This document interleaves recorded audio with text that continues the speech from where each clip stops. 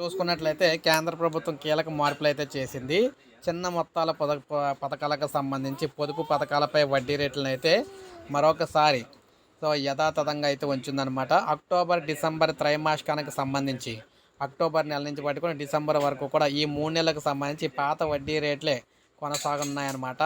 PPF, Sukanya Samriddhi Yojana, national savings certificate వంటి పథకాలపై వడ్డీ రేట్లను సవరించకపోవడం వరుసగా ఇది మూడోసారి అనమాట.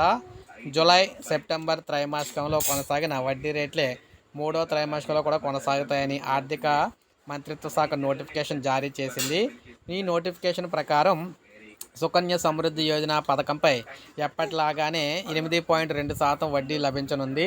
ఇక 3 ఏళ్ల టర్మ్ డిపాజిట్లపై 7.1% వడ్డీ లభిస్తుంది.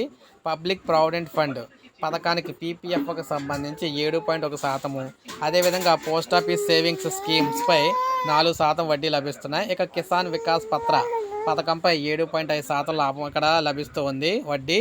ఇక 115 రోజుల్లో అంటే 115 నెలల్లో గడువు తీరుతుందన్నమాట. అయితే నేషనల్ సేవింగ్ సర్టిఫికేట్ 7.7% వడ్డీ అయితే ఇస్తున్నారు. ఇక మంత్లీ ఇన్కమ్ స్కీమ్ ఏదైతే ఉందో మంత్లీ ఇన్కమ్ స్కీమ్లో 7.4% వడ్డీ అయితే లభిస్తుంది.